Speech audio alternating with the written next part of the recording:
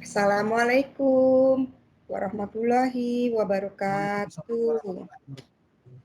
Ya, kita nggak perlu memperkenalkan diri lagi. Sebelumnya kita udah kenalan di semester 1 ya, nggak Ya, salah, Bu. tentang sosiologi hukum ya. Nah, bahannya Ibu ada kirim ke grup tentang penyusunan kontrak. Bisa dibantu? Oh ya, Oke, udah bisa. bisa. Bisa terbaca? Bisa, Bu. Coba slide Bisa, yang mantap. keduanya. Bisa kebaca. Oke, Saya baca ya, Bu. iya. Perikatan. Menurut Profesor Dr. Maryam Darus Badrul Zaman, SH, bahwa perikatan adalah hubungan hukum yang terjadi di antara dua orang atau lebih yang terletak di dalam lapangan harta kekayaan, di mana para pihak yang satu berhak atas prestasi dan para pihak lainnya wajib memenuhi prestasi itu. Prestasi di dalam pasal 1234 KUH Perdata adalah A, untuk memberikan sesuatu, to give something, B, untuk berbuat sesuatu, to do something, C, untuk tidak berbuat sesuatu, not to do something. Perjanjian atau overeenkomst. Perjanjian adalah suatu perbuatan dengan mana satu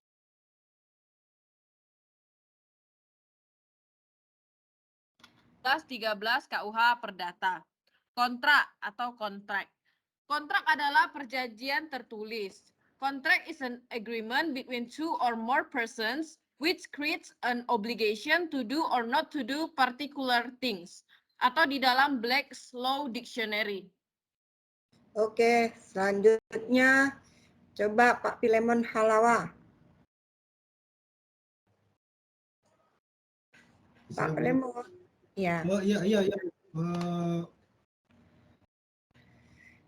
Perikatan atau obligation. Pasal 1233 KUH Perdata, seperti diagram yang kita lihat. Di sebelah kiri kita, kalau menghadap ke laptop, ada perjanjian atau agreement. Berdasarkan pasal 1313, dan sebelah kanannya ada undang-undang atau law sebagaimana diatur dalam pasal 1352 KUH Perdata. Mohon Oke. dikebawakan. Slide selanjutnya, Desi. Oke. Pak Pilemon, syarat sah suatu perjanjian. Oke. Syarat sah suatu perjanjian atau the validity of an agreement sesuai dengan pasal 1320 KUH Perdata. Yang pertama syarat subjektif, yang kedua syarat objektif. Apa itu syarat subjektif? Syarat subjektif yang pertama harus ada kesepakatan sebagaimana pasal 1321 sampai dengan pasal 1328. Kemudian yang kedua cakep sebagaimana diatur dalam pasal 1329 sampai dengan 1331.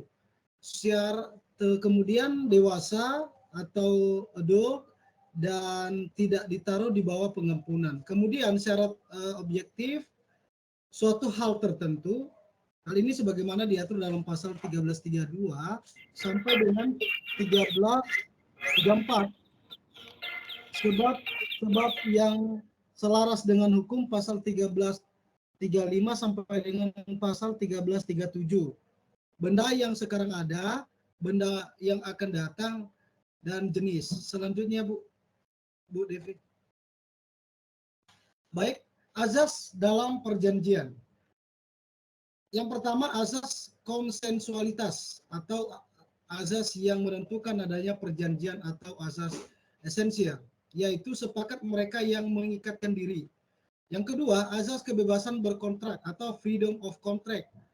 Kebebasan seluas-luasnya yang oleh undang-undang diberikan kepada masyarakat untuk mengadakan perjanjian tentang apa saja, asalkan tidak bertentangan dengan peraturan perundang-undangan, kepatutan, dan ketertiban umum. Hal ini dapat dilihat dalam pasal 1339 KUH Perdata. Yang pertama, kebebasan untuk membuat atau tidak membuat suatu perjanjian. Kedua, kebebasan untuk memilih pihak dengan siapa ia ingin membuat perjanjian. Ketiga, kebebasan untuk menentukan atau memilih kausa dari perjanjian yang akan dibuatnya. Keempat, kebebasan untuk menentukan objek perjanjian. Yang kelima, kebebasan untuk menentukan bentuk perjanjian.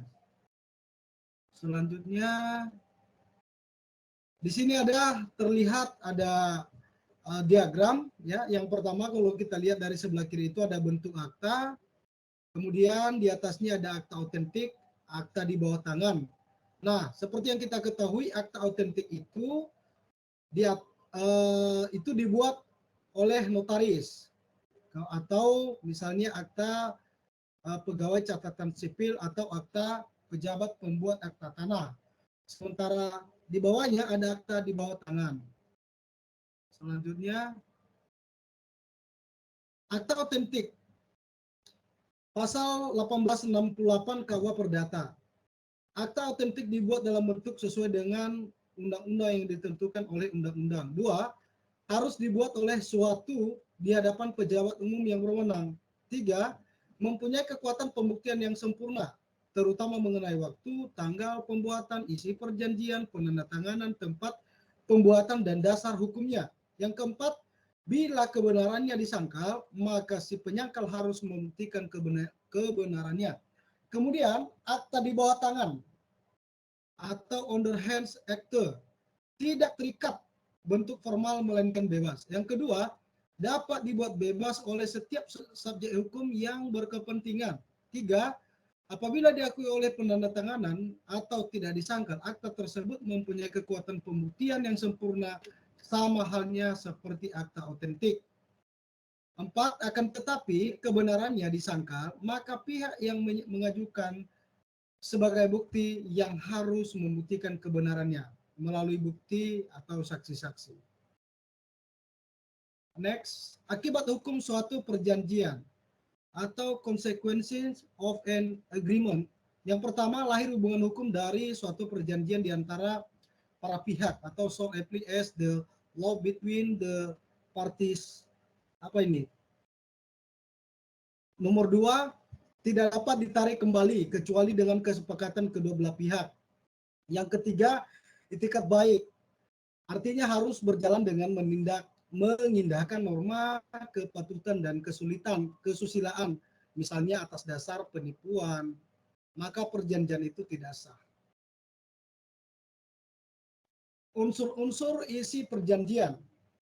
Yang pertama, unsur esensialia, unsur naturalia, dan unsur aksidentalia. Ya. Selanjutnya, unsur esensialia merupakan hal pokok yang tidak boleh diabaikan dan harus dicantumkan dalam perjanjian, suatu perjanjian. Bila tidak ada, perjanjian tidak sah dan tidak mengikat bagi para pihak yang membuat perjanjian. Oke, Baik. oke. Selanjutnya Kenditan. Halo, Ray. Boleh di next.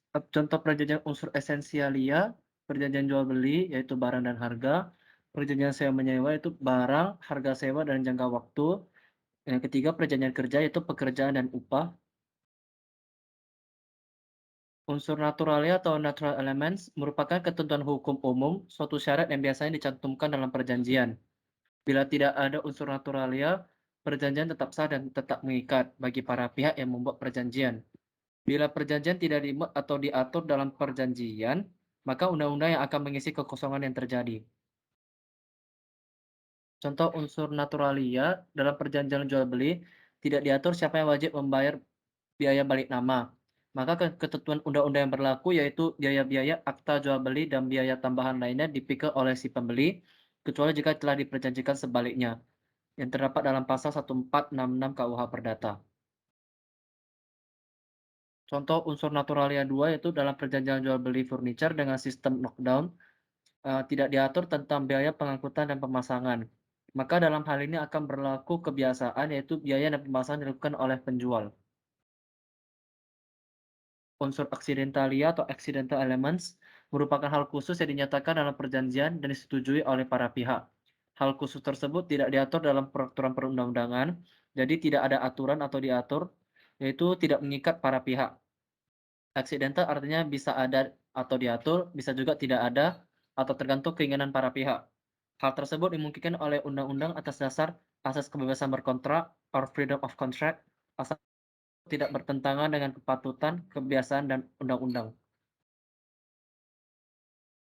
Contoh unsur aksidentalia, yaitu dalam perjanjian sewa menyewa, secara khusus diperjanjikan bahwa apabila di kemudian hari perjanjian sewa menyewa berakhir, maka si penyewa diwajibkan untuk menyerahkan semua kwitansi pembayaran yang pernah dilakukan oleh penyewa kepada yang menyewakan. Misalnya seperti kwitansi air, listrik, telepon, dan lain sebagainya. Oke, sampai di sini bisa dipahami. Ada yang ingin ditanyakan? Baik, bisa Bu, ada sedikit Silakan. pertanyaan Bu ya mengenai masih berhubungan dengan kontrak ya. Saya pernah menemuin sebuah kasus. Jadi ini dua-duanya warga negara asing membuat kesepakatan di Batam. Nah, kesepakatan di Batam itu dibuat.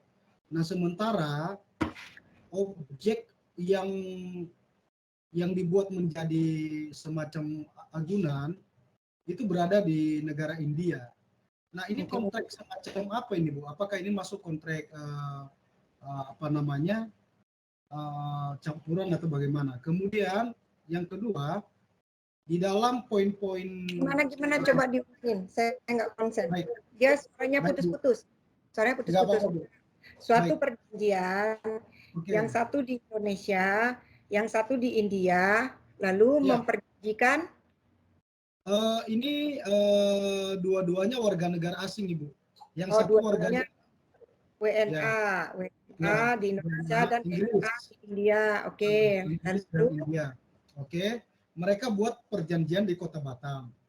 Buatnya di Batam, Indonesia. Oke. Ya. Lalu agunan itu berada di India. perjanjiannya dinotariskan? Tidak, di bawah tangan.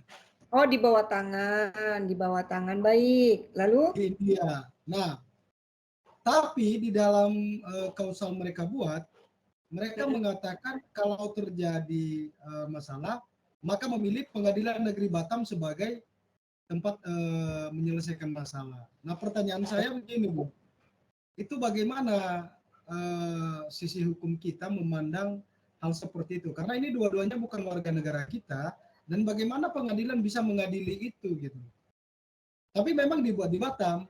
Mungkin ada itu, para Bu, saksinya. bagaimana, Bu? Para saksinya ada waktu buat perjanjian di bawah tangan itu kan harus ada para saksi, baru dikatakan sah. Ada tidak? Kalau itu ada, Bu, ada saksinya. Ada. Nah, oke, para saksinya itu WNA atau WNI? Itu belum, mungkin WNI, Bu, WNI. WNI, berarti kan ada WNI-nya. Oke, ini saksinya. Saksinya berapa orang? Minimal 2 orang ada, saksinya minimal 2 orang. Ada, Ibu, ada 2 orang. 2 orang. Oke. Nah, kalau perjanjian di bawah tangan ini dalam keadaan tadi kan sudah dijelaskan, ya kan? Dewasa, sadar, tidak cacat dan sepakat, ya kan? Di dalam pasal perjanjian. Nah, berarti dikatakan bahwa perjanjian di bawah tangan ini dianggap sah di mata hukum. Ya, walaupun dia itu WNA, tapi para saksinya kan WNI. Nah, kalau kita sepakat ini dibawa ke Pengadilan Negeri Batam, nah yang diperjanjikan di Indonesia ini tentang apa? Antara pengakuan hutang, Bu. Jadi dia berhutang. Orang India ini berhutang kepada orang Inggris. Oh, pengakuan hutang. Pengakuan hutang. Nah, apabila orang India ini lalai, maka rumah sakit yang ia aku di dalam perjanjian itu berada di India, itu akan disita. Nah, pertanyaan saya, ini kok disita, itu siapa yang melakukan? Nah, sementara nanti yang memeriksa dan memutus perkaranya itu berada di Indonesia, begitu. Oke, seperti ini. Berarti kan surat perjanjian hutang di bawah tangan ini kan sebenarnya bisa dianggap sah sebenarnya. Apabila mereka semua sepakat dan objeknya itu di India, mereka juga sepakat, kan begitu? Iya. Nah, ini pengakuan hutang ini dibawa ke pengadilan negeri ini kan apabila dia tidak membayar, baru menyita. Gitu. Oke. Pertanyaannya, apakah bisa dibawa ke pengadilan negeri, Bu, katanya? Ya. Bisa, karena suratnya dibuat perjanjiannya di mana? Di Indonesia. Di Batam. Di Batam. Nah, berarti kan WNI yang membuat perjanjian ini kan berarti berada di Batam, kan? Berada di Indonesia. Yes. Jadi Betul. penyelesaiannya dapatkah dilakukan di Indonesia? Pertanyaannya? Ya, Bu. Ya, dapat. Tetapi penyitaan objeknya bagaimana? Ya. Ayo, bagaimana teman-teman? Ada yang bisa jawab nggak? Baiklah ya, izin menjawab Bu ya. Ya. Terus terang, pertanyaan Pak Filmon ini menarik. Dan saya Ya. sudah perhatikan pertanyaan beliau itu dari setiap dosen yang masuk, pertanyaan ini selalu ditanyakan, Bu. Oke, baik. Dan mungkin Pak Filmon belum mendapat jawaban yang pasti ataupun jelas. Jadi mungkin yang terakhir Bu ini. Oke, baik. Menurut pendapat Pak Udit, gimana? Kalau pendapat saya, pertanyaannya bahwa perjanjian itu kan dibuat di Batam, ya kan? Ya, ikut Mama dulu ya, Ma. Ya. Jadi, memang kalau perjanjian dibuat di Batam dan para pihak itu dibuat di bawah tangan. Ya, dan Bu, disepakati dengan mohon izin Pak Ketua, Ibu, dengan semangat akademik, ini perkara bukan saya tanganin, tapi pernah ini tapi menarik bagi saya tidak mengambil perkara ini, tapi menarik bagi saya. Saya akan kirim ke grup. Ini semangat akademisi, mimbar akademi, jadi nggak bisa dituntut kita. Saya akan kirim, saya akan kirim sebentar. Ini menarik bagi saya karena kenapa? Dari kemarin-kemarin memang saya ini. Kalau bisa kemarin tuh saya pengen buat artikel ya, bentar ya. Nah, ini mohon dilihat mana HP saya. Nah, ini saya akan kirim, itu dikirim teman salah satu polisi sebenarnya, tapi karena semangat akademik, enak kasusnya ini. Membedahnya, mana ya? Oke, saya sudah kirim Ibu, itu. Itu sebenarnya dibuat di bawah tangan, tetapi di war making ya Ibu ya. Bu, itu ada gambar Garuda sih. Nah itu kasusnya itu. Ini udah dilisensikan, dilegalisasikan ini, dinotaris. Ya. Nah, ini hanya bukan di bawah tangan ini kalau udah kayak gini. Berarti ini berarti, kalau ada notarisnya berarti otentik dong. Otentik ya Bu ya. Oke. Ini kan depannya aja udah notaris. Iya Bu. Berarti Tapi otentik. di sini Bu notarisnya tidak kapasitas menyalakan ya. Harusnya kan misalnya pada hari ini telah menghadap saya gitu loh. Apa itu kata-kata Ibu yang tahu itu? Enggak gini. Kalau akta yang dibuat di hadapan notaris namanya akta otentik, bukan akta di bawah tangan. Nah, berarti saksinya itu adalah para notaris dan timnya gitu. Oke? Oke, Bu. Di sini sudah ditandatangankan sah oleh notaris loh. Berarti di akta otentik. Ya. Berarti ini kekuatan hukumnya sah hukum. Nah, jadi bisakah objek tersebut disita? Bisa saja, tapi akan diteruskan mungkin ke pengadilan yang ada di India. Setelah keputusan dari pengadilan yang ada di negeri Batam. Kira-kira jawaban dari saya seperti itu, apakah memuaskan atau kurang? Ada lagi yang ingin ditanyakan? Silakan. Mungkin kurang puas? Ya Bu, sebenarnya bukan masalah puasanya, tapi ini bagi saya menarik karena kemarin hampir sama juga jawaban Ibu Dr. Triana, belum secara ini karena ini kemarin nggak ada saya kirim, tapi karena ini saya baru dapat juga filenya, utuh baru saya kirim. Tapi ini Bu, yang pertama mungkin saya masih pendalaman terkait dengan sita jaminan itu ya, karena memang itu di India. Nah, bagaimana mungkin misalnya putusan itu dibuat di Batam? Jadi gini, dia bisa misalnya gini, di pengadilan itu kan akan dibuat bahwa dia itu misalnya membayar surat pengakuan hutang ini ya. Iya, perjanjian pengakuan hutang ya.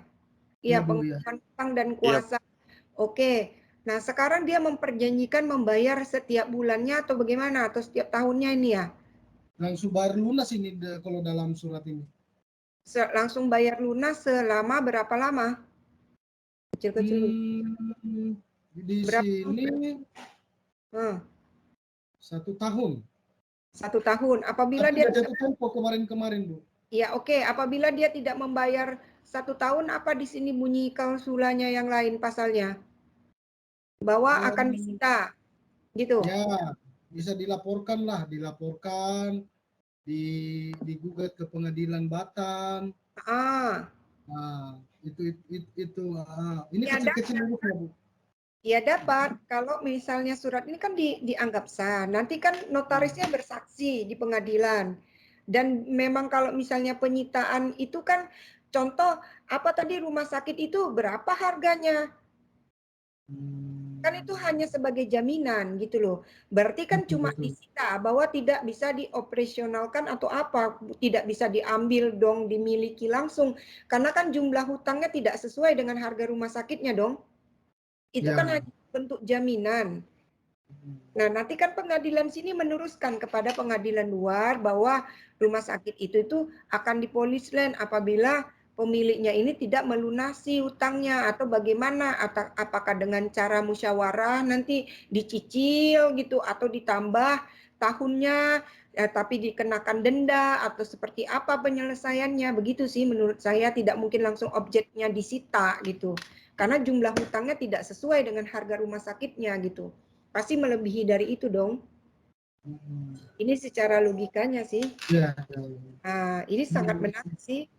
Gimana, Pak? Oke, Bu. Oke, berarti ini memang kalau saya bilang ini kasuistik ya, Bu ya.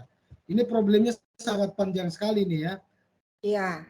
Kalau ini permohonan ke sana ini yang dipersengketakan mungkin cuma 200 juta, habisnya ini yang dilaporkan kambing kerbau bilang. Iya, kenapa kok rumah sakit yang lebih dari segitu harus disita? Sebenarnya tidak, paling dilaunchingkan surat peringatan kepada misalnya yang menjalankan rumah sakit itu bahwa pemiliknya, ini pemiliknya ya, yang berhutang ini. Mengakunya begitu, Bu, mengakunya begini. Saya nggak pernah juga jumpa dengan mereka. Tapi kalau misalnya ternyata yang dia gadaikan rumah sakit, nah dia bukan pemiliknya, ada nggak dia di situ? Misalnya rumah sakit ini pendirinya, ya kan, atas nama dia nggak? Ada nggak dia saham di situ? Apabila nggak ada ya berarti tertipu, berarti hukuman penjara dong. Masuk dong dia jatuhnya dari perdata ke pidana. Penggelapan uang dengan cara penipuan, dia mengaku dia memiliki rumah sakit dengan jaminan hutang. Ternyata tidak. Nah, larinya dari perdata itu bisa jadi ke pidana. Kalau memang nih, tapi kalau notaris sudah berani buat gini, berarti kan seharusnya sudah ada dong surat pendiri rumah sakit itu atas nama dia atau bukan. Kalau tidak mungkin notarisnya berani membuat pengakuan hutang dengan jaminan rumah sakit yang ada di luar gitu. Seperti itu. Baik, saya rasa itu jawabannya, Bu. Cuman ini panjang ya kalau misalnya saya juga kemarin mikir-mikir harus juga. Harus dibedah khusus lagi. Larinya kemana ini? Misalnya dia memperjanjikan menjaminkan rumah sakit. Nah, apakah nama orang yang pengakuan hutang ini ada di dalam akta pendiri rumah sakit? Seperti itu. Yang lain ada. Udah ini saya udah kirim ini, gimana? Coba dulu bedah dulu. Saya mau ini hari ini oke, nggak puas. Kemarin harusnya beneran ke pidana atau ke perdata, Pak, pengakuan hutang ini. Bicara itu apa, Pak Ketua? Izin, itu war making ya? Kalau sepengetahuan saya, war making itu memang mereka menghadap ke notaris, tetapi notaris bisa memastikan cuma tanggalnya saja sama penghadapnya. Tidak bisa. Seandainya seandainya notaris mau membuat suatu perjanjian, contoh dia mengakunya punya aset berbentuk rumah sakit, dia harus memberikan misalnya akta pendiri rumah sakit itu ada atas nama dia nggak? Kalau ada, berarti dia salah satu pemegang saham. Jika tidak ada, berarti notarisnya di sini juga akan dipertanyakan. Siapa bilang notaris tidak bisa dipenjarakan? Siapa bilang notaris itu kalau berbuat salah melanggar sumpah dan perjanjian dia menjadi notaris? Bisa, Pak. Dia kan ada aturannya, Pak. Dia bisa membuat surat pengakuan hutang. Dia harus mengecek yang dijaminkan itu miliknya atau bukan, atau pengakuan sepihak saja gitu, Pak. Seharusnya sebelum dibuat suatu perjanjian, notaris harus bilang, jaminan Bapak apa? Rumah sakit. Rumah sakit ini punya siapa? Punya saya. Mana akta pendiri rumah sakitnya? Walaupun itu di India, bolehkah Bapak tunjukkan bahwa Bapak ada salah satu nama dari pendiri pemilik saham? Jika tidak, ini larinya ke penipuan. Jelas. Dan notarisnya juga akan dipertanyakan di pengadilan negeri Batam. Kenapa bisa membuat pengakuan hutang bahwa si A ini adalah memiliki aset rumah sakit tersebut? Mana buktinya? Nah, notaris harus membuktikan itu. Dia akan dipanggil sebagai saksi. Karena dia buat surat perjanjiannya itu di notaris gitu loh. Jadi saksinya itu ya pejabat negara, si notaris tersebut gitu loh, Pak. Gimana Pak Udik? Silakan. Terima kasih Bu pencerahannya. Yang saya ketahui kalau war making atau legalisasi itu biasanya akta itu udah dibuat para pihak, cuma didaftarkan saja, dilegalisasi saja sama notarisnya. Biasanya seperti itu prakteknya. Sebelum dilegalisasi harusnya dia cari tahu dulu hal yang mau dia legalisasi. Nah, legalisasi itu dia akan dipanggil sebagai saksi, Pak. Nah, kan cap stempel notaris itu kan bisa distempel, bisa disahkan perjanjian di bawah tangan menjadi akta otentik. Itu kan ada aturannya, Pak. Ada peraturannya, ada undang-undangnya. Bahkan jabatan notaris pun ada undang-undang jabatan notaris gitu loh, Pak. Nggak bisa main, kalian udah berjanji, udah sepakat, langsung saya stempel. Wah, kejadiannya bakalan begini tuh, Pak. Menarik sih. Ya. Jadi notarisnya tetap kena, Pak. Akan dipanggil menjadi saksi juga. Kenapa kamu menaikkan akta otentik ini menjadi akta sah, akta di bawah tangan ini menjadi akta sah otentik gitu. Apakah sudah di cross check kembali bahwa yang mengaku si pemilik rumah sakit ini benar, dia pendirinya, dia memiliki saham di situ, begitu loh Pak. Harusnya di cross check ulang gitu. Nah ini menjadi suatu case ini. Bagaimana Bapak-Bapak pengacara untuk menyelesaikannya ini? Apa langkah pertama yang harus dilakukan, Pak Udik? Ini didamaikan aja mereka ini ya, Bu. Enggak begitu. Kalau lebih serunya ingin lebih jauhnya memang harus dinaikkan ke pengadilan. Nanti Bu ya. Bagus ini kasusnya. langkah-langkahnya lebih kita dapat. Begitulah hukum yang ada di Indonesia. Selanjutnya, pertanyaan selanjutnya masih ada. Oke, kita Ini masuk. Pak Yusuf Hulu bisa atur jadwalnya ini. Boleh, boleh. Nanti tinggal di WA aja. Kita kumpul-kumpul lagi. Sekarang ini waktunya saya kasih tugas. Ini hanya tugas untuk presentasi. Oke? Karena S2 ini kita belajarnya praktek. Ya, karena kita MH. Jadi saya kasih tugas waktu mengerjakan 40 menit. Oke. Siapa yang tampil duluan? Salah atau benar? Kita benarin bersama-sama, kita belajar bersama-sama, nggak usah takut tampil aja. Siapa yang tampil duluan? Nilainya tertinggi.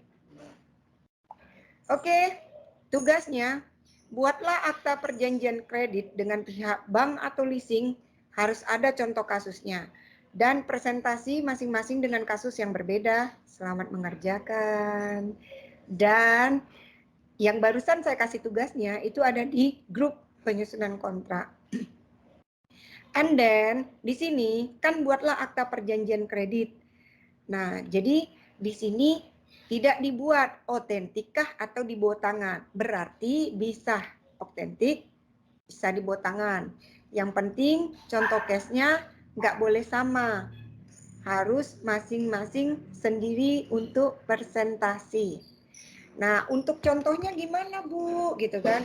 Kalian bisa lihat di internet, di Google, Mbah Google, terserah. Yang penting kalian tampil bisa memahami gitu loh. Bisa memahami, bisa mempresentasikan, dan bisa mempertanggungjawabkan hasil presentasi yang kalian buat. Perlu diulangi, ada yang ingin ditanyakan? Mana yang lain ini? Kok cuma 2 orang aja? Silakan. Bu, untuk Oke. kasusnya kasus real case atau kasus fiksi, Bu? Contoh kasusnya, maksudnya real case atau fiksi? Ya, kalau udah contoh kasus ya biasanya yang benar-benar terjadi ya, nggak ada yang fiksi gitu. Kalau fiksi itu kan hayalan, kita orang hukum itu yang nyata. Kita nggak sedang hidup di dunia dongeng, sayang. Ada lagi? Oke, baik, Bu. Iya, sayang. Desi Krisyanti. Ada lagi yang ingin ditanyakan? Ini tadi apa kurang kedengaran Bu? Tugasnya tadi seperti apa Ibu ini? Tugasnya, buatlah akta perjanjian kredit dengan Akta pihak perjanjian. bank. Ya, akta perjanjian kredit dengan pihak bank atau leasing harus ada contoh kasusnya dan presentasikan masing-masing. Oh, ini baru bergabung di grup. Saya kirim ulang ya di grup ya. Oke, udah bisa terima semua soalnya di grup. Pak si ganteng, Pak Hulu, sudah ada di grup? Siap, sudah Ibu. Coba baca di grup. Buatlah akta perjanjian kredit dengan pihak bank atau leasing, harus ada contoh kasusnya. Dan presentasi masing-masing dengan kasus yang berbeda. Jadi tidak boleh ada yang kerjasama ya. Nah, kalau di sini kan tidak disebutkan, buatlah akta perjanjian, tapi tidak disebutkan otentik kah apa dibuat tangan, Bu, gitu kan. Bebas. Masing-masing boleh ada yang otentik, boleh ada yang di bawah tangan, terserah. Waktu mengerjakan dimulai dari sekarang 40 menit. Berarti sekarang jam 6.50 ditambah 40 berapa? 6.50 berarti selesainya jam 7.30 ya? 7.30. Oke, 7.35 nggak apa-apa. Harus ada yang presentasi ya. Ini kelas murid-murid kesayangan Ibu loh. Masa nggak bisa? Masih ada Mbah Google loh itu contohnya. Asal harus bisa dipahami dan bisa dipakai materi yang Ibu sampaikan tadi. Yang pertama. Bisa? Dapat dipahami tugasnya? Ada yang ingin ditanyakan? Cukup? Cukup, Bu. Baik. Cukup Selamat Ibu, terima mengerjakan. kasih. Ya, selamat mengerjakan. Sampai ketemu 40 menit kemudian.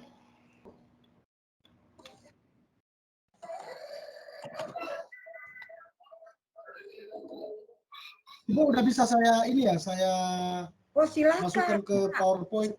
Iya, silakan. Saya Gimana sudah caranya ya, sebentar Bu ya. Oh iya. Ya, tapi kalau salah-salah Bu, ini ada contoh kasus. Sebentar ya, gimana ya caranya? Sebentar, oke. Tapi dibuat yang rapi. Nama, Ya Bu, tugas, sudah Bu. susunan kontrak, dosen pengasuh, nama, NPM. Sudah Bu. Oke. Sip. Baik. Slide berikutnya.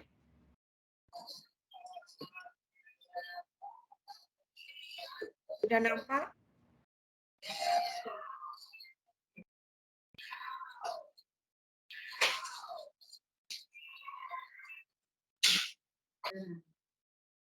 Oke, Pak Pelemon. Ayo ikut. Ayo ikut. Perjanjian pemberian jaminan perusahaan. Jaminan perusahaannya untuk apa, Pak? Pak Pilemon. Pak Pilemon. Pak Pilemon. Halo. Pak Filmon dipanggil. Sudah Bu Desi bantu itu Pak Filmon. Pak Pilemon. Unmute-nya, Pak Pilemon.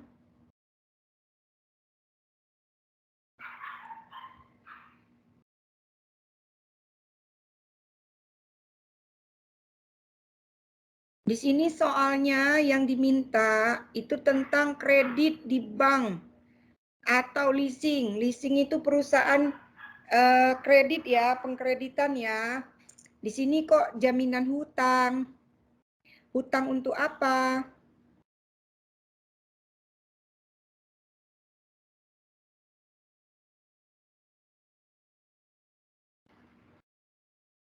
Kita soalnya bukan tentang jaminan hutang loh. Jumlah uang yang terhutang. Soalnya di sini untuk kredit di bank. Pak Pilemon, bisa dengar nggak? Waduh, gimana ini teman-teman yang lain? Bisa Atau dilanjutkan? Bu Desi dulu atau saya juga boleh. Bisa dilanjutkan nggak? Oke. Atau Bu Desi Ya, mau Pak lanjut? Ketua, Pak Ketua. Ini yang saya share slide-nya Pak Filemon, Pak, bukan slide Iya, saya, Pak Pak. Jadi Filemon. Bapak duluan. Pak Filmon kayaknya nggak ada gangguan nih Bu, boleh Bu Iya, Desi dulu. Ya. Bu Desi, itu Pak Pilemonnya nanti saja katanya. Bu Desi mau maju duluan. Oke, baik. Oke, baik, Bu. Sebentar ya, Bu. Saya ganti dulu Iya. filenya. Terus berjalan, sayang. Yang saya buat contohnya ini surat perjanjian kredit ke KPR, Bu. Standar KPR. Cuman di sini contohnya antara BPR Dana Karimun sama saya sendiri. Nah, di sini ada identitas yang tidak saya isi tidak saya isi secara lengkap ya, Bu ya, karena kan ya privacy lah ya. Cuman biasa basic pasti ada identitas lengkap, cuman di sini mungkin tidak lengkap. Lalu Oh gitu, selanjutnya seharusnya bisa bikin di situ alamat, misalnya di Kota Batam atau di mana gitu. Oke, Harus baik, ada, Bu. tapi nggak perlu selengkap-lengkapnya. Misalnya Batam Center, Kota Batam, kan Batam Center luas. Yang satu Oke, baik, Bu. Nagoya, alamat di Nagoya, Kota Batam. Kalau nggak alamat di Nagoya, sembarang aja lah. Oke, baik, Bu. Komplek apa, nomor berapa ya, asal tekan aja. Oke, baik, Bu. Alamat pun tak apa-apa, nanti dilengkapi karena kan Iya. hanya suatu perjanjian kan tetap harus ada, tidak boleh kosong. Itu Baik, Bu. syarat-syarat perjanjian. Oke, Nanti baik, Bu. Oke, Nanti selanjutnya. saya lengkapi ya. Selanjutnya di pasal 1 ada maksud dan tujuan kredit. Di mana di sini bahwa tujuan kredit ini adalah untuk pembiayaan pembelian tanah dan bangunan yang berdiri di atas tanah tersebut, karena kan KPR. Iya, Lalu yang alamat di mana? pasal 2-nya? Nggak bisa pasal 1 bunyinya begitu. Oh, jadi harus dilengkapi dengan alamat lengkapnya ya, Bu ya? Iya, walaupun alamatnya asal-asalan lah. Misalnya Oke, baik, Bu. Nagoya, komplek apa, sembarang sebut lah, nggak tahu rumah siapa itu. Pokoknya Oke, itu baik, hanya Bu. contoh, kan gitu, bukan yang sebenar-benarnya. Tetapi harus ada alamat yang dituju. Nah, kalau kayak gini nih, di atas bumi, di bawah langit, nggak jelas kan tanahnya itu yang mau diperjanjikan? Oke, baik, Bu. Mm-mm. Nah, nanti saya lengkapi untuk alamatnya ya, Bu ya. Oke. Lalu selanjutnya di pasal 2 ada jenis dan penggunaan kredit. Di sini KPR-nya sejumlah setinggi-tingginya itu 650 juta rupiah. Lalu jangka waktu di pasal ketiga ini ada diberikan jangka waktu untuk kredit KPR-nya yang singkat aja, Bu, 36 bulan, yaitu 3 tahun ya, berarti terhitung dari 18 November hari ini sampai 17 November 2025. Lalu pasal 4-nya ini ada bunga dan provisi, di mana standar suku bunga sekarang yaitu sekitar 8% per tahunnya. Lalu selanjutnya dengan provisi kreditnya itu sebesar 0,5% juga sesuai standar bank ya, Bu. Lalu selanjutnya ada pasal kelima, ada penghentian kredit sebelum jangka waktunya. Ini apabila si peminjam ini ingin membayarkan, maka itu ada ininya nanti penalti biasanya, Bu. Nah, di sini ada menyimpang dari ketentuan dari pasal 3, maka dalam hal terjadi salah satu kejadian di bawah ini, maka bank berhak sewaktu-waktu tanpa memperhatikan suatu tenggang waktu tertentu untuk memutuskan perjanjian ini apabila terhadap seluruh utang peminjam yang timbul berdasarkan perjanjian kredit ini. Lalu ini hal-hal yang terjadi, apabila hal-hal ini terjadi berarti bank berhak untuk melakukan penghentian kredit, yaitu yang pertama jika peminjam 3 bulan berturut-turut tidak melakukan angsuran sebagaimana diatur dalam pasal 10 tersebut di bawah ini. Itu nanti pasalnya di bawah, Bu. Terus jika pernyataan, surat keterangan atau dokumen-dokumen lainnya itu tidak benar. Terus yang ketiga ada jika peminjam atau pihak yang menanggung jawab pembayaran pinjaman peminjam dari segala jumlah yang sewaktu-waktu terutang pada bank berdasarkan perjanjian kredit ini itu dianggap tidak mampu untuk membayar lagi. Terus baru yang nomor 4 ada apabila peminjam atau penanggung meninggal dunia. Terus yang kelima ada apabila kekayaan peminjam atau penanggung seluruhnya atau sebagian disita oleh orang lain ataupun terlibat perkara lain. Terus yang keenam ada jika menurut bank peminjam lalai atau tidak dapat atau tidak memenuhi sebagaimana mestinya ketentuan dalam perjanjian ini. Lalu yang ketujuh ada jika peminjam atau penanggung tidak memenuhi kewajiban berdasarkan perjanjian ini, lalu mengakibatkan adanya tagihan pihak ketiga terhadap peminjam dan atau penanggung apabila bila ada dan dapat ditagih sebelum waktunya. Lalu yang kedelapan ada jika terjadi kejadian apapun yang menurut pendapat bank akan dapat mengakibatkan peminjam atau penanggung tidak dapat memenuhi kewajibannya tersebut. Nah, lalu pasal 52-nya ada dalam kejadian ini bank memutuskan perjanjian kredit ini, kewajiban bank untuk memberi kredit lebih lanjut kepada peminjam akan segera berakhir tanpa hak peminjam untuk menuntut uang kerugian dari bank. Pemutusan perjanjian demikian tidak memerlukan putusan pengadilan, jadi bisa diputuskan secara sepihak oleh bank. Peminjam menyampingkan ketentuan-ketentuan dalam pasal 1266 dan 1267 dari KUH Perdata dalam hubungan ini. Berarti di sini dijelaskan bahwa bank bisa memutuskan perjanjian kredit secara sepihak apabila ada salah satu dari 8 poin ini terjadi. Lalu pasal 6-nya ada jaminan. Karena kan kalau misalnya pinjaman KPR biasanya juga ada jaminan ya. Di sini jaminannya saya buat ada sebidang tanah hak milik nomor sekian-sekian-sekian, luasnya ada 250 meter persegi, karena kan saya harus bikin yang agak mahal dikit, karena kan biasa untuk agunan itu kan kalau di bank itu ukurannya harus 3 kali lipat dari 3 kali lipat dari harga yang kita pinjam. Jadi saya sengaja bikin agak banyak dikit lah. Terus tercantum atas nama si peminjam tadi, yaitu nama saya sendiri. Yang diperoleh melalui akta jual beli berdasarkan akta jual beli nomor sekian-sekian dibuat di hadapan notaris. Lalu pemberian jaminan tersebut di atas untuk bank diikat dalam suatu akta pemberian jaminan tersendiri sesuai dengan ketentuan-ketentuan hukum yang berlaku di Indonesia. Berarti kalau misalnya udah ada jaminan untuk tanah ini biasanya nanti akan ada perjanjian asesoir ya Bu ya. Selanjutnya cuman kan nggak ada di dalam perjanjian kreditnya. Perjanjian asesoirnya itu biasa dalam bentuk perjanjian hak tanggungan. Oke, tunggu stop sebentar. Sekarang saya mau tanya sama Pak Pelemon. Pak Pelemon, bisa menjawab?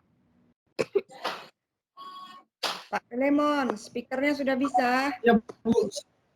Oke, kalau seperti ini bentuk akta apa? Di bawah tangan atau otentik? Yang dibuat Desi.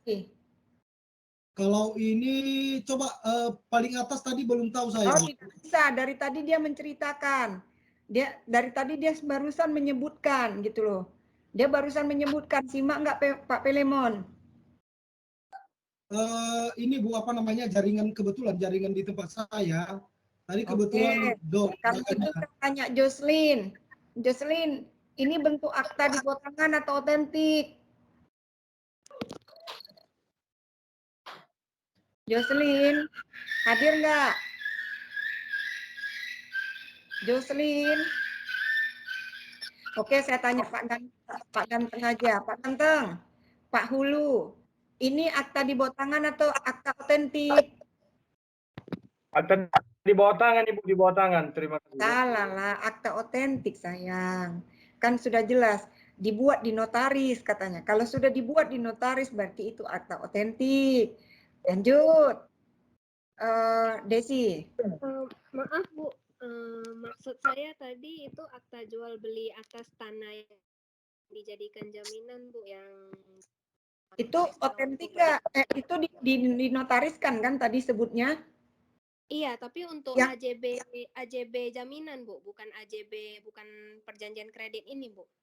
Ini yang dibuat di hadapan notaris dan selaku pejabat akta tanah ini untuk wilayah Tanjung Karimun? Iya Bu, itu jaminannya Bu. Itu jaminannya di notaris, otentik. Iya, jaminannya Nah, otentik. lalu perjanjiannya? Perjanjiannya harusnya sih bawa tangan Bu. Biasanya perjanjian KPR Bank sih kebanyakan bawa tangan Bu. Oh gitu. Ini Iya, Bu. cuman AJB. Kalau AJB tidak dinotariskan? Enggak, kalau AJB ini enggak dinotariskan. Ini belum AJB Bu, ini kan perjanjian kreditnya Bu, bukan AJB-nya.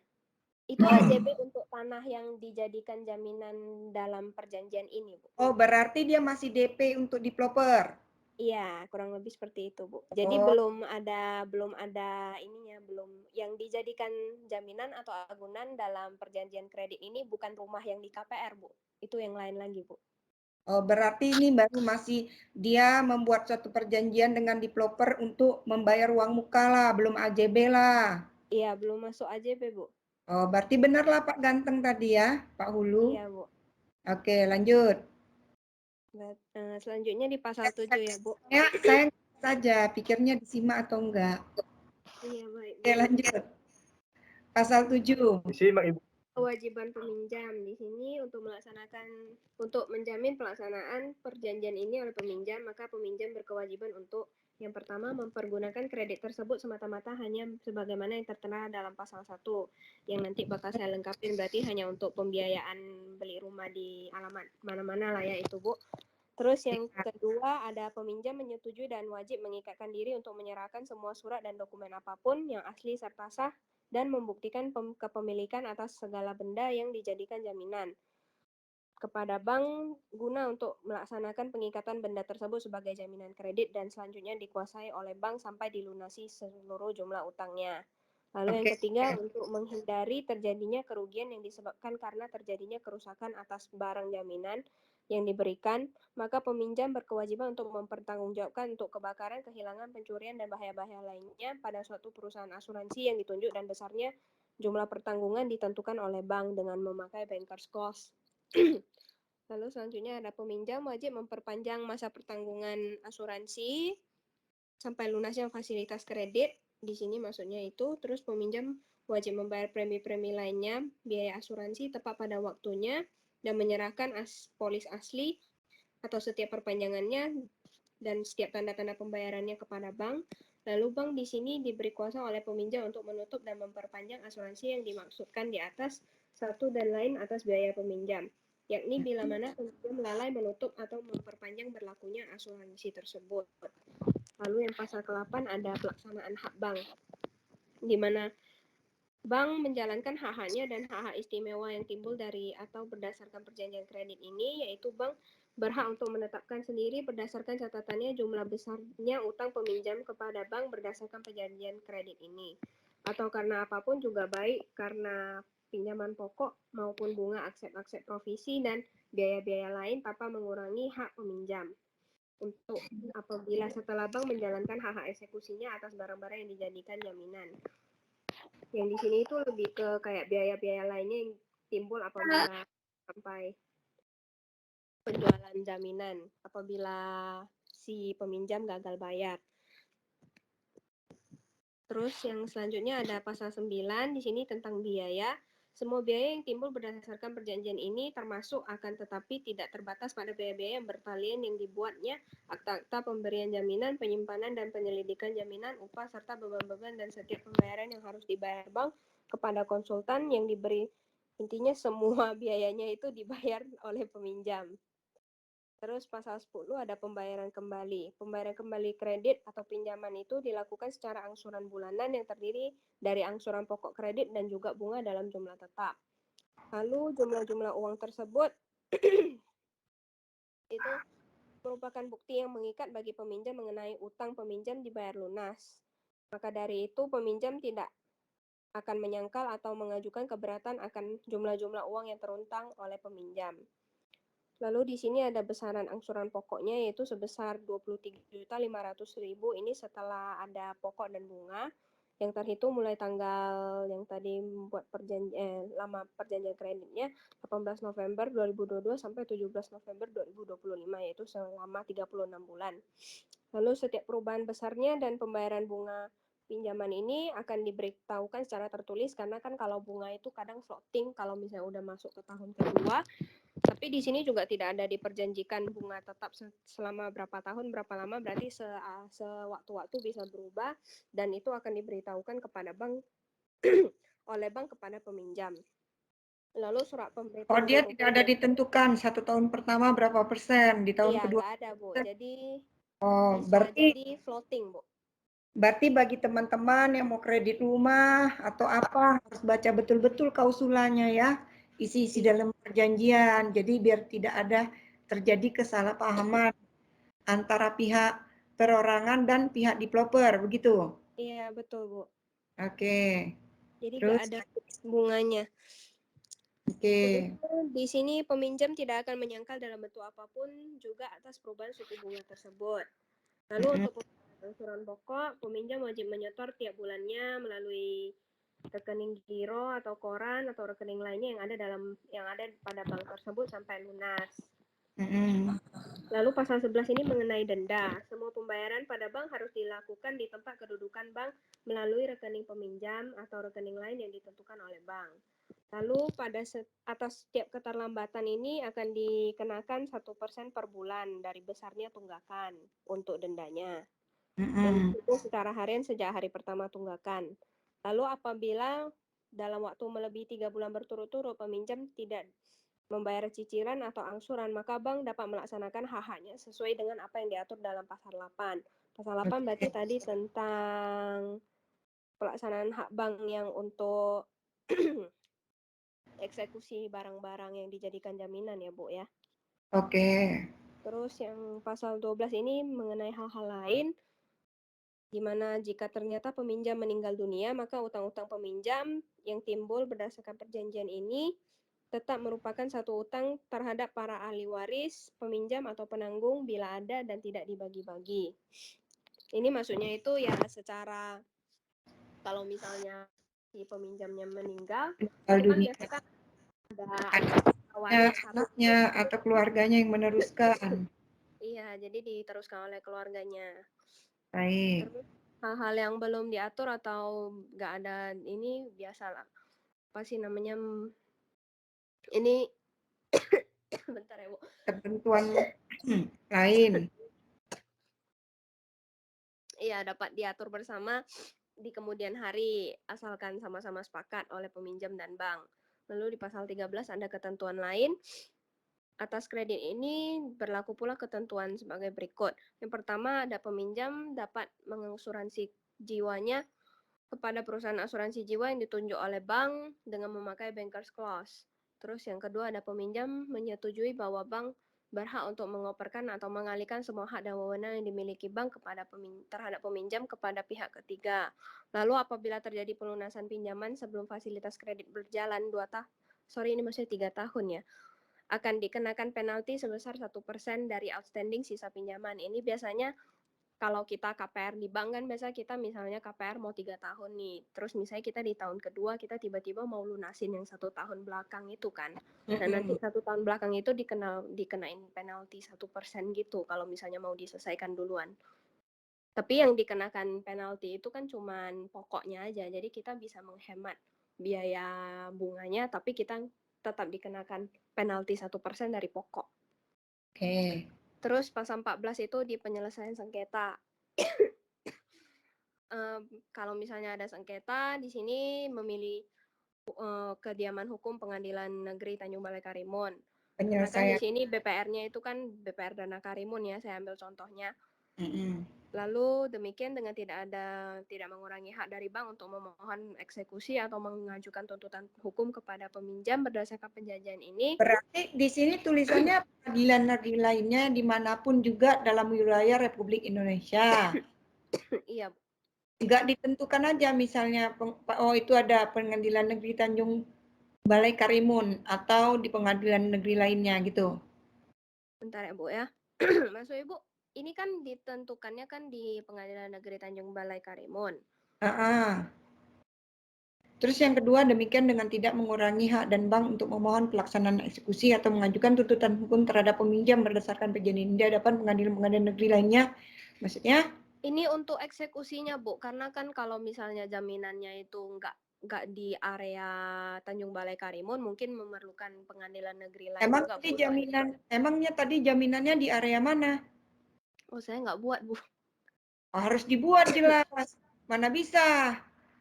Nanti saya lengkapi untuk alamat ininya lah ya. Iya, kalau ada Bu di sini untuk Tanjung Balai Karimun Bu. Iya, berarti kan cukup satu pengadilan Tanjung Balai Karimun aja. Ngapain banyak-banyak pengadilan?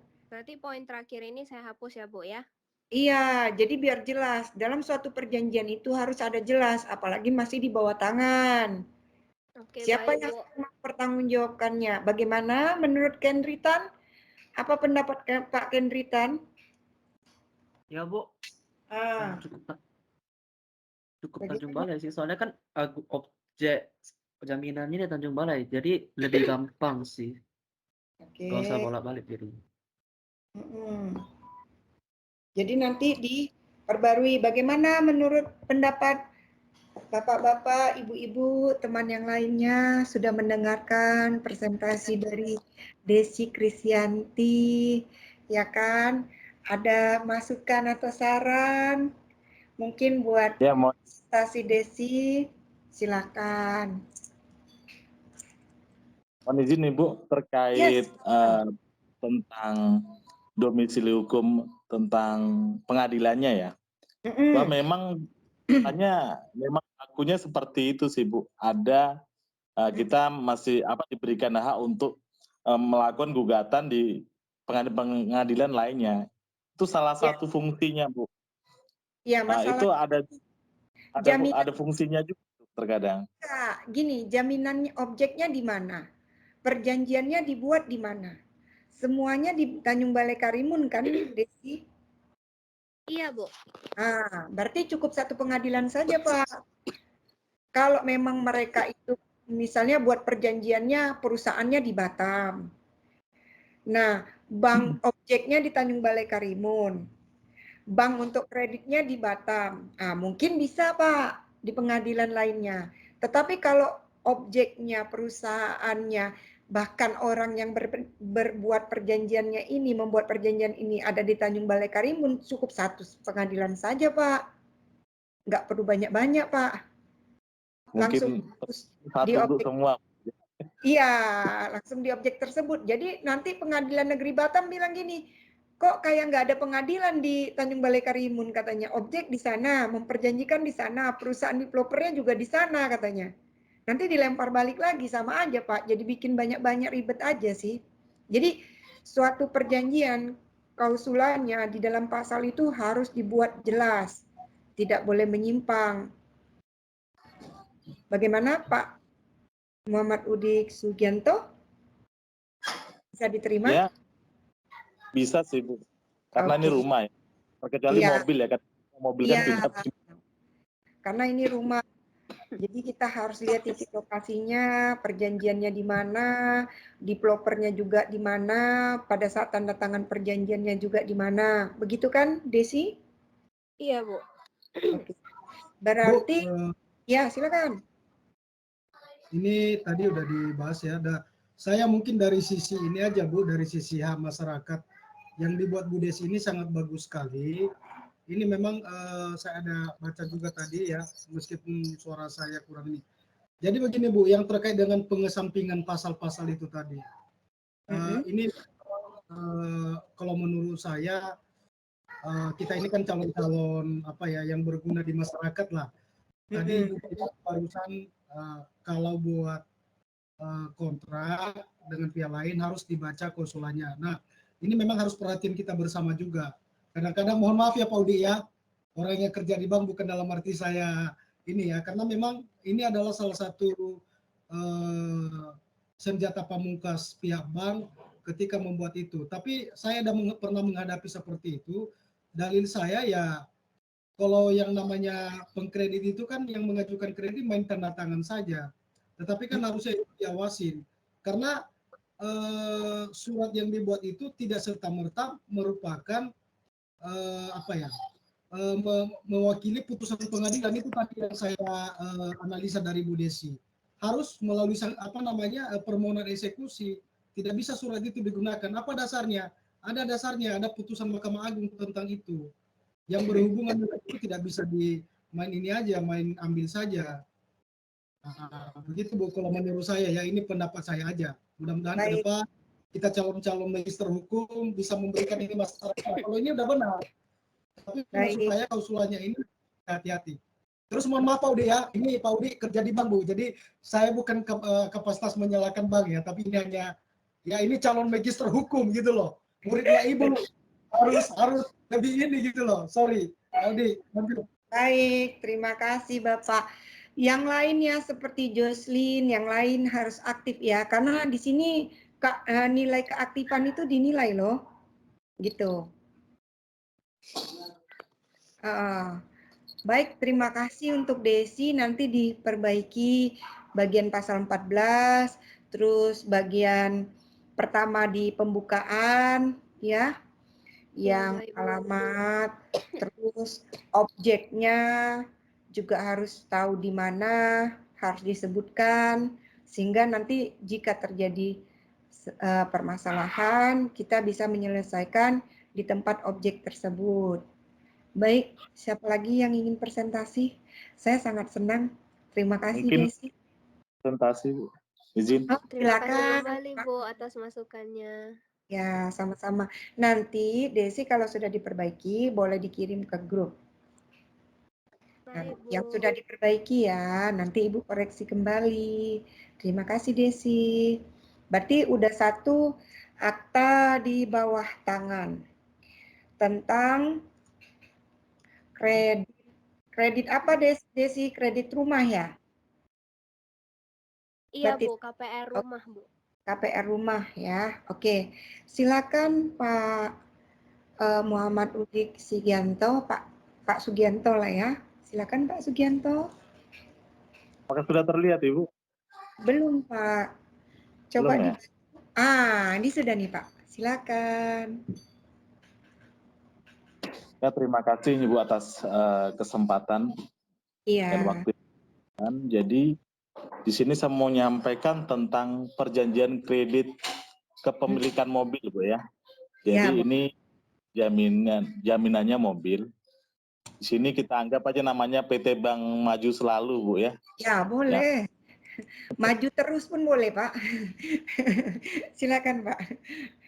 Di perjanjian kredit ini, Bu, tentang kepemilikan mobil yang diajukan oleh debitur namanya Fernando, Bu. Nah, diajukan kepada PT Bank Maju Selalu yang berkedudukan di Tanjung Balai Karimun, alamat Jalan Ampera nomor 9091, diwakili oleh Raffles sebagai direktur utamanya, berdasarkan akta notaris nomor 36 tanggal 22 September 2021, ini akta pendirian Bu ya maksudnya. Oke, kemudian yang lain dengerin ya presentasi dari Pak Muhammad Sugianto ya, nanti Ibu tanya loh. Siap Bu, siap. Gitu. Saya suka sama Pak Filemon ini. Tapi saya jelaskan pada poin-poinnya Bu ya. Ya, silakan. Dalam kerangka perjanjian. Debitur bernama Fernando, beralamat di tebing dan juga bernomor kependudukan 2102 sekian-sekian. Di sini mengajukan fasilitas pinjaman kredit berupa kredit kepemilikan mobil dengan jumlah plafonnya 106 juta, Bu. Ini angsuran pokok dan bunga 6,88 flat per tahun. Jadi dikonversi menjadi efektif itu 14,4730%. Kemudian jumlah angsurannya ini Rp2.816.066, jangka waktu 48 bulan, dimulai dari 23 September, berakhir 23 September 2026. Dia provisi 1.060.000. Kemudian kita lanjut, di sini ada biaya bunga, provisi, administrasi, dan denda. Di mana ya mungkin yang sering jadi pertanyaan ialah denda yang kadang-kadang sering debitur tidak baca, tapi ketika sudah menunggak ini jadi pertanyaan. Makanya kita jelaskan di poin denda itu kita sebutkan dengan bahwa dendanya 8% per bulan dihitung dari jumlah angsuran yang tertunggak. Kemudian Ini penarikan mana, Pak? Ya, Ini, izin Ibu. Ini pasal-pasalnya mana? Ini perjanjian di bawah tangan atau? Ini di bawah tangan, Ibu. Oh, siap. Oh, itu Masih ya pasalnya berbentuk gitu, pasal 1A gitu ya? Ya. Oh, kecil kali loh, Pak. Baiklah. Iya, kecil, Bu. Iya. Pasal 1A. Sekarang masuk ke fasilitas ya, pasal 2. Ya. Kita ke pasal 2, Bu, tentang kuasa-kuasa. Poin 1, debitur dengan ini memberikan instruksi pada bank untuk mengkreditkan fasilitas kredit sejumlah 106 juta ke rekening debitur bank nomor 000001254437. Selanjutnya disebut rekening. Debitur setuju dengan ini memberi kuasa dan wewenang penuh kepada bank untuk mendebit rekening untuk angsuran pokok bunga pada setiap tanggal yang telah ditetapkan. Kemudian di sini kita langsung ke poin pasal 3 tentang pernyataan dan jaminan.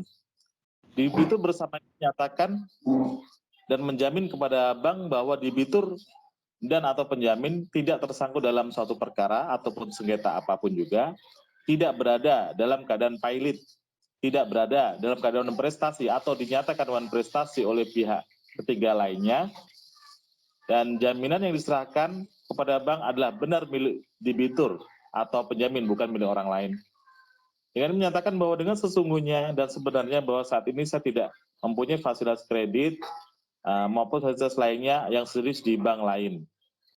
Selanjutnya, bahwa data pribadi, kartu tanda penduduk, kartu keluarga, akta nikah, dan data keuangan, rekening tabungan, rekening koran, slip gaji yang saya serahkan kepada bank adalah benar dan atas milik saya.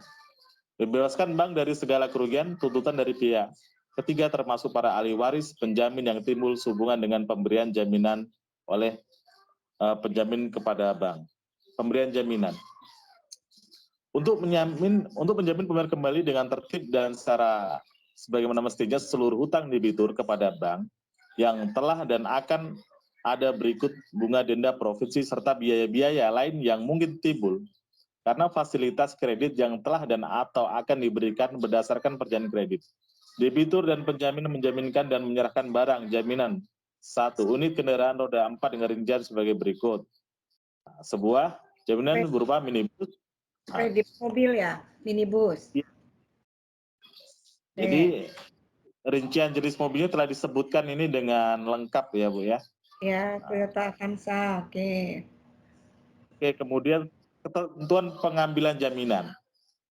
Biasanya di sini yang paling ini sering terkadang ya mungkin ditafsirkan lain ya sama debiturnya ataupun kreditur. Oke. Meskipun perjanjian di sini kita sebutkan bahwa pihak bank bisa melakukan eksekusi langsung, tapi dalam kenyataannya memang pelaksanaan eksekusi langsung itu harus ada izin atau penyerahan juga dari debitur. Ketika debitur tidak bersedia untuk menyerahkan secara langsung, tentu dalam ketentuan pasal 5 juga tidak bisa kita gunakan. Mau tidak mau kita tetap melalui upaya litigasi atau melalui pengadilan. Bisa melakukan gugatan sederhana ataupun melakukan permohonan eksklusif Indonesia melalui via ketua pengadilan. Di sini dalam poin 3, apabila debitur meninggal dunia maka objek jaminan dapat diambil oleh suami, istri debitur yang turut menandatangani perjanjian kredit tersebut. Apabila tersebut juga tidak ada, maka pihak yang berhak adalah ahli waris yang dibutuhkan dengan surat keterangan ahli waris. Kemudian surat tanda terima penyerahan dokumen dan objek yang wajib ditandatangani oleh semua ahli waris yang telah dewasa ataupun cakap hukum. Pasal 6, kompensasi. Debitur tidak berhak untuk mengkompensir dengan tagihan piutang dengan debitur terhadap bank tanpa hak untuk menuntut terlebih dahulu suatu pembayaran lain atau counterclaim dan tidak dapat dijadikan alasan untuk tidak membayar untuk menuntut kembali bank berdasarkan perjanjian ini atau berdasarkan perjanjian lain. Yang di dalam perjanjian ini debitur ini melepaskan semua haknya seperti yang disebut dalam pasal 1425 sampai dengan pasal 1429 Kitab Undang-Undang Hukum Perdata. Kemudian pengalihan hak. Debitur menyetujui debitur telah lalai melakukan kewajibannya atau prestasi, maka bank berhak mengalihkan baik seluruh atau sebagian hak-hak yang timbul sehubungan dengan pemberian fasilitas kredit. Berdasarkan perjanjian ini, berikut setiap perubahan, penambahan, ataupun perpanjangannya kepada pihak ketiga lainnya. Yang kedua, debitur dengan ini setuju bahwa penerima pengalihan hak yang bersangkutan akan mendapat manfaat yang sama dengan diberikan kepada bank berdasarkan perjanjian ini. Ketiga, menyimpang dari hal di muka, debitur setuju untuk tidak mengalihkan sebagian atau seluruhnya hak dan kewajibannya berdasarkan perjanjian ini pada pihak ketiga lainnya tanpa persetujuan tertulis terlebih dahulu dari bank. Pasal 8, peristiwa kelalaian. Bank berhak secara seketika tanpa somasi lagi mengakhiri perjanjian ini dengan memberi somasi dan menuntut pembayaran dengan seketika dan sekaligus lunas dari jumlah-jumlah yang terutang oleh debitur berdasarkan perjanjian ini. Berikut perubahan, perpanjangan, ataupun pembaruannya. Baik karena hutang pokok, bunga provinsi, dan karenanya pemberitahuan dengan surat jurusita ataupun lainnya yang berkekuatan serupa tidak diperlukan lagi bila mana debitur atau penjamin. 1. Oleh pengadilan negeri dinyatakan valid. 2. Lalai atau tidak memenuhi salah satu ketentuan dalam perjanjian ini. Tidak membayar bunga pada waktu yang telah ditentukan atau lalai tidak memenuhi kewajiban yang menurut perjanjian ini. 4. Terlibat dalam suatu perkara pengadilan. Kemudian debitur atau istri berserta keluarga bertanggung jawab atas semua hutang yang terjadi dalam perjanjian ini.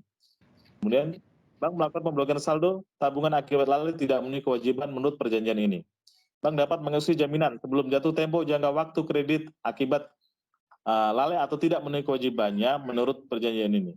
Kredit tunggakan 1 minggu setelah 120 hari sejak jatuh tempo angsuran, maka akan diumumkan penagihannya melalui media, koran, televisi, radio, dan lainnya. Dan tentunya kerekanan notaris, bank akan melakukan penjualan barang dan jaminan.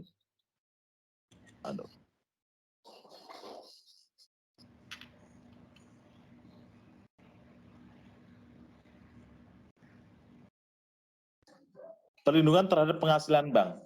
Semua biaya yang dapat ditagih dan harus dibayar yang timbul berdasarkan perjanjian ini dan segala akibat daripada perjanjian ini dengan rincian seperti biaya penyimpanan jaminan, biaya pengacara dan penasihat hukum, biaya lainnya yang muncul pada pengadilan, biaya survei, biaya penarikan jaminan, biaya perbaikan jaminan.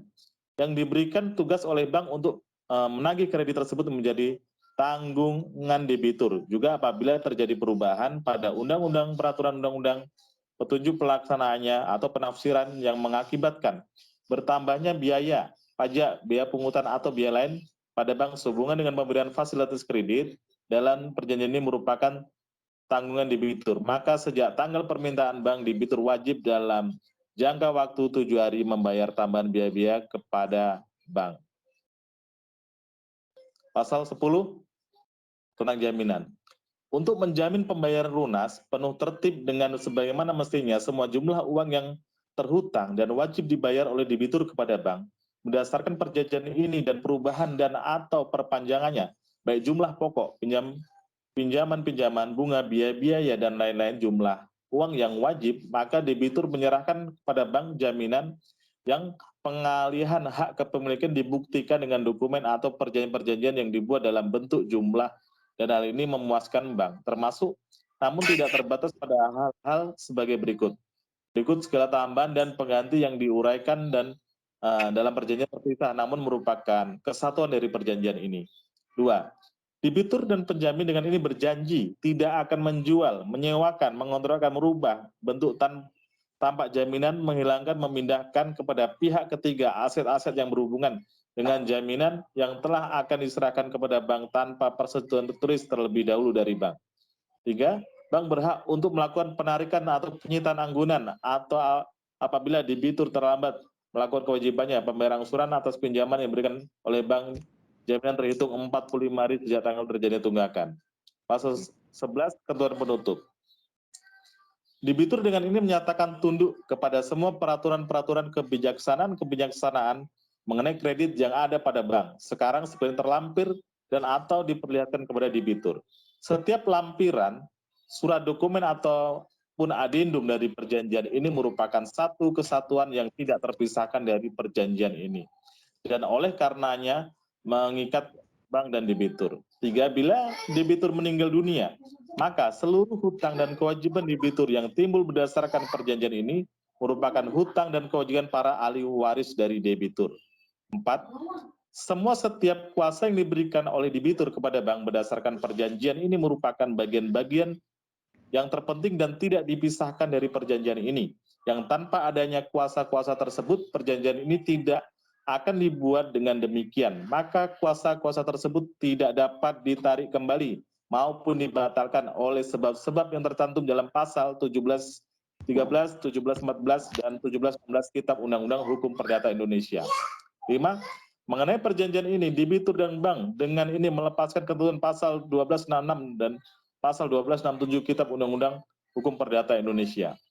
Terhadap perjanjian ini dan segala dokumen yang berhubungan dan yang timbul akibat perjanjian ini seperti namun tidak terbatas pada perjanjian jaminan, tunduk pada hukum negara Republik Indonesia, dan para pihak sepakat memilih tempat kedudukan hukum yang tepat dan seumumnya di kantor Kepanitiaan Pengadilan Negeri Tanjung Balai Karimun di Tanjung Balai Karimun, namun tidak mengurangi hak dan wewenang bank untuk memohon pelaksana eksekusi ataupun mengajukan tuntutan gugatan hukum terhadap debitur berdasarkan perjanjian ini di muka pengadilan lainnya dalam wilayah Republik Indonesia. 7. Alamat debitur yang tertera di atas adalah alamat yang diketahui bank. Apabila terjadi perubahan alamat atau tempat tinggal debitur tanpa memberitahu pihak bank, maka atas semua korespondensi surat menyurat berupa surat tagihan, surat panggilan, surat peringatan, dan lainnya yang tidak diterima dan atau diterima tidak utuh merupakan tanggung jawab debitur dan atas konsekuensi surat menyurat tersebut berlaku. 8. Bank dan debitur telah membaca dan memahami seluruh ketentuan yang ada dalam perjanjian ini, serta debitur memperoleh informasi yang jelas dan benar tentang fasilitas kredit yang diberikan oleh bank kepada debitur. 9. Isi perjanjian kredit ini telah disesuaikan dengan ketentuan peraturan perundang-undangan termasuk ketentuan peraturan otoritas jasa keuangan. 10. Bank akan mempertimbangkan upaya penyelenggaraan kredit apabila terjadi wan prestasi. Demikian perjanjian ini dibuat dan ditangani Tanjung Balai Karimun pada tanggal dan tahun sebenarnya tersebut di atas dan mulai berlaku sejak 1 Oktober 2002. Ditandatangani oleh PT Bank Sentral Asia, debitur mengetahui istrinya, kemudian ada tertanda manajer dan juga akun officer. Izin Bu, tadi kan disebutkan ada contoh kasusnya Bu ya, jadi saya buat ada contoh kasusnya Bu. Ya, bagus sekali, silakan jelaskan. Contoh kasusnya penggelapan dan penipuan dalam perjanjian. Terus baca Pak, biar teman-teman yang lain dengar. Jadi di dalam perjanjian ini terdapat kasus yang nyata terjadi. Ya, dan saat ini saya tangani sendiri lah kasus tersebut. Karena perjanjian kredit tersebut merupakan kredit topengan, pinjam nama. Nah, yang mengajukan pinjaman kredit adalah rupanya oknum dari pemilik showroom yang bekerja sama dengan staf bank. Dan ternyata BPKB-nya juga bukan milik dari showroom tersebut, tetapi merupakan milik dari customer. Nah, yang sudah membeli lunas, yang kemudian dengan dalih dipinjam untuk diuruskan pajaknya sebagai bonus ya, karena setiap orang yang membeli di showroom tersebut itu free 1 tahun pajak. Nah, tapi ujung-ujungnya mobil itu malah digadaikan di salah satu bank lainnya. Jadi ada pertanyaan di sini, apakah perjanjian tersebut batal demi hukum? Yang kedua, siapa sajakah pihak yang akan bertanggung jawab dalam permasalahan ini? Yang ketiga, permasalahan ini apakah termasuk ranah pidana atau perdata? Itu Bu poinnya. Baik. Bagaimana teman-teman semua? Sudah mendengarkan penjelasan Pak? Boleh saya tanya, kalau seperti ini terjadi wan prestasi nggak dalam kebebasan berkontrak? Seperti yang Bapak jelaskan untuk contoh kasusnya. Jelas Bu, bukan cuma wan prestasi, tapi udah PMH nih Bu, perbuatan melawan hukum. Baik. Karena kalau setiap perbuatan wan prestasi itu kan belum tentu PMH Bu, tapi kalau udah PMH pasti ada wan prestasinya. Begitu Ya. juga setiap ada perbuatan pidana pasti ada PMH-nya. Nah, jadi kalau udah pidana ada PMH, ada wan prestasi, menyeluruh semua. Terima kasih penjelasan dari Muhammad Sugianto. Sangat bagus sekali, presentasinya juga bagus sekali. Bagaimana pendapat teman-teman untuk masukan dan saran untuk presentasi dari Pak Muhammad Sugianto? Saya ingin dengar suara dari rekan-rekan sekalian. Mana suaranya? Jangan-jangan udah pada tidur, cuman saya sama Pak Muhammad Sugianto yang aktif ini. Yang lain Ibu, dengarnya selamat kayak malam, lagi masih di nabung. Gimana Bapak Ganteng? Baik, selamat malam Bu. Ini masih di sini kami Bu, masih setia menemani Pak Audi dan Ibu. Oke, silakan. Baik, tanggapan yang pertama mengenai klausal Pak Audi terkait dengan tadi menyebutkan gugatan sederhana ya. Karena perma yang barusan 2018 kalau saya tidak keliru, gugatan sederhana itu kalau di pasal 16 atau 17 itu yang berhubungan dengan tanah itu tidak bisa dimasukkan ke dalam gugatan sederhana. Ini menurut saya. Tapi ini udah sempurna sekali. Ini saya rasa ini audit membuatnya ini sudah sangat sempurna. Tentu hanya koreksi-koreksi yang memang kebebasan berkontrak ini memang kadang-kadang yang dirugikan pihak debitur, seperti yang tadi itu masalah kalau meninggal dunia. Nah, harusnya OJK juga sebenarnya bisa memantau ya pergerakan jasa keuangan. Harusnya sebelum seperti contoh kasus di Batam kemarin di RDP kan udah meninggal dunia orangnya, lalu rumahnya jadi disita jadinya. Nah, sebenarnya ini kan bisa diasuransikan. Jadi disinilah sebenarnya rentan korban ya, kerap menjadi korban. Saya rasa itu. Nah, kemudian di contoh kasus Pak Audi, tanggapan saya sepakat. Ini perbuatan melawan hukum. Saya prestasi dan ini bisa dilaporkan ke pidana orang yang melakukan itu, masuk ke penggelapan ya, karena dia melakukan tindakan seperti itu. Itu menurut saya barangkali Ibu.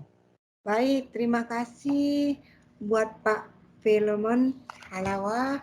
Bagaimana Bapak Ganteng Ulu pendapatnya? Iya, ini masukan dan saya saran Bu.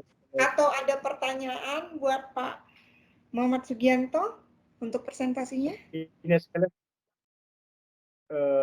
Pak Ketua Pak Sugianto, ya terima kasih itu paparannya sudah sangat bagus. Namun dalam hal ini yang mungkin kontrak baku lah ya. Kontrak kita ini katakan perjanjian di bawah tangan, Pak. Iya, perjanjian di bawah tangan tentunya kan ini menurut saya ini baku ya Bu ya, karena artinya kan dibuat sepihak ini oleh bank. Tentunya Kalau kita melihat dari sisi apa namanya kesepakatan berkontrak ya, apakah berkontrak seperti ini tidak melanggar hak-hak asasi dalam kebebasan berkontrak? Tapi kalau disetujuin oleh konsumennya, ya terjadilah perikatan. Ya. Tapi Walaupun dia di bawah tangan. rata-rata biasa. Bagaimana penjelasannya? Tentu. Coba kita dengarkan yang presentasi. Kita berikan kesempatan kepada Pak Muhammad Sugianto untuk menjelaskan kepada Pak Hulu. Silakan. Ya, terima kasih Bu kesempatannya. Memang ini sering sekali ya terjadi bahwa ada komplain-komplain bahwa ini perjanjian baku atau segala macam. Tapi itu terjadi ketika sudah menunggak atau ada terjadi masalah. Dan ketika itu nggak pernah dipermasalahkan. Waktu pertama kali menjanjikannya, waktu pertama kali dia ingin tanda tangan sama-sama sepakat ya Pak ya? Begitu ya Pak? Ya. Nggak sepakatnya nanti dalam perjalanan ketika udah ada one prestasi. Baru terjadilah bahwa sepertinya perjanjian ini dibuat sepihak oleh bank gitu. Ya. Dan setahu saya bahwa yang namanya perjanjian baku itu begini, bahwa klausa yang menyatakan bahwa kita boleh bertindak sendiri tanpa kesepakatan itu yang nggak boleh sebetulnya. Nah, yang bagaimanapun apa yang ibaratnya tentang pengambilan alian sesuatu segala macam, itu tidak boleh tanpa adanya kesepakatan. Nah, kadang-kadang seperti itu. Jadi prestasi dalam berkontrak gitu ya Pak ya. Jadi gini Pak, perjanjian ini memang dibuat di bawah tangan oleh pihak bank dan konsumen. Nah, pada saat mereka membuat perjanjian di bawah tangan, mereka berdua tuh sama-sama sepakat. Nah, jadi kalau sama-sama sepakat itu terjadilah perjanjian yang sah walaupun di bawah tangan. Nah, tetapi di dalam perjalanan, maksudnya Pak Sugianto, sering terjadi one prestasi, yaitu tidak sesuai dengan apa yang sudah diperjanjikan. Begitu ya Pak? Ya Bu, biasanya kalau udah mulai macet pembayaran Bu, baru ada kata-kata perjanjian baku itu. Oke, bagaimana Pak Kendritan? Ya, hadir Bu. Ya. Biasanya kalau kredit macet baku ya paling kalau misalnya paling disomasi, udah disomasi selesai. Kalau misalnya masih nggak bisa bayar, paling dikasih dua pilihan, mau lewat jalur hukum atau mau dieksekusi oleh bank sendiri. Kalau bank sendiri paling dijual, kalau ada lebih paling duit lebihnya itu dibalikin. Kalau misalnya lewat pengadilan pastinya lewat lelang. Itu pun biasa kalau lewat lelang prosesnya lebih lama dan kemungkinan harga jualnya lebih kecil daripada eksekusi banknya sendiri. Gitu sih Bu, setahu saya. Baik, bagaimana Pak Hulu? Ya, itu itu apa tadi Pak Oki ya, Pak Kendi itu ya?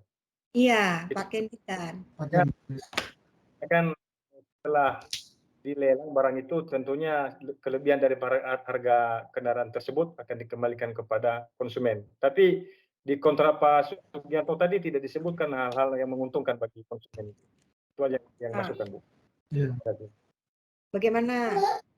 Harusnya disebutkan gitu. Bagaimana Pak Sugianto? Ibu, saya sepakat dengan Pak Hulu. Oke. Karena memang sering ya, bagaimana Pak Kendrita? Tapi ini yang jadi apa itu sebenarnya di sana kehadiran negara di sini Bu. Tidak adanya kurang lemahnya pengawasan OJK kalau menurut saya. Oke. Sehingga tidak ada hal-hal yang menguntungkan bagi konsumen. Sorry ya Pak Udi, ini kami dari sisi masyarakat loh ya. Ya, ini dari teman-teman Pak Sugianto bisa diterima? Ini Bu, di dalam prakteknya, kalau dia pengacara itu Bu, kan juga. Begini, dalam praktek keseharian saya, dalam menangani masalah yang seperti ini, ya kan, kita tidak pernah melakukan upaya-upaya di luar kesepakatan dari apa itu. Betul kata Pak Kendri tadi, selalu kita berikan pilihan. Bapak mau pilih yang mana? Kalau Bapak menyerahkan, kita jual bersama, dimulai dari harga yang Bapak tentukan, ya kan? Akan tetapi harus fair. Ketika tidak laku dalam jangka waktu sekian, ya kita turunkan begitu. Terkadang jika tersebut kooperatif, ya kan, cenderung lebih mendapat untung lebih. Tapi ketika tidak kooperatif, otomatis ya kita melakukan upaya hukum. Dan kita tidak pernah menggunakan upaya-upaya di luar hukum ya, misalnya jalur premanisme tidak pernah, karena itu risikonya lebih besar lagi. Cuman maksudnya Pak Pilemon dan Pak Hulu itu maksudnya adakah poin-poinnya gitu untuk pihak debitur pihak debitur ya tadi? Ya, debitur Bu. Yang maksudnya kan ini kan kayak sebelah pihak tuh kayak banyak keuntungan untuk dari pihak banknya gitu. Apa keuntungannya dari pihak debiturnya gitu? Keringanan lah, bukan keuntungan, keringanan ya Pak. Dia membayar asuransi ya juga, membayar tagihan iuran ya juga, apabila biaya pengacara terlambat membayar denda ya juga. Jadi apa misalnya ada tenggang waktu gitu, ada nggak? Pasti Bu, begini, karena kalau kita menangani permasalahan ini secara negosiasi ya kan, otomatis kita akan memberikan penawaran yang semenarik mungkin supaya debitur itu bersedia.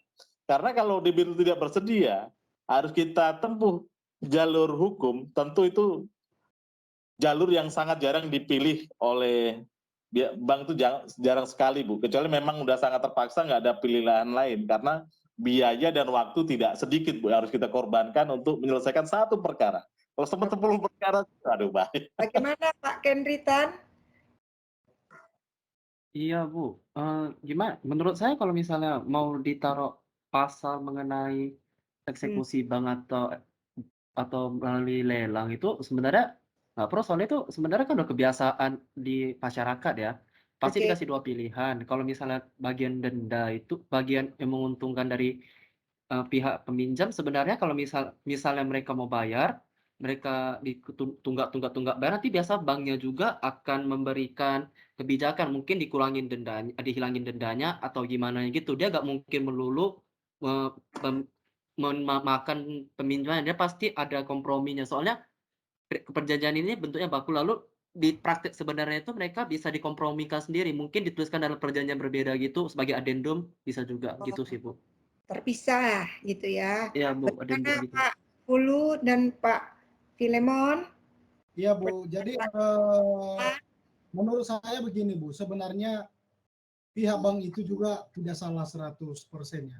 Saya bukan bela Pak Hulu, tapi begini, karena prinsip bank itu adalah keuntungan, profit dan profit, kan kira-kira begitu. Nah, saya juga tidak menyalahkan di sini peran pemerintah, tapi yang saya temui di lapangan selama ini, memang mohon maaf ya, saya tidak mendiskreditkan instansi atau lembaga pemerintah, tapi ini menurut saya harusnya OJK di sini hadir, memberikan karena dia menggunakan kewenangannya terhadap itu. Kan semua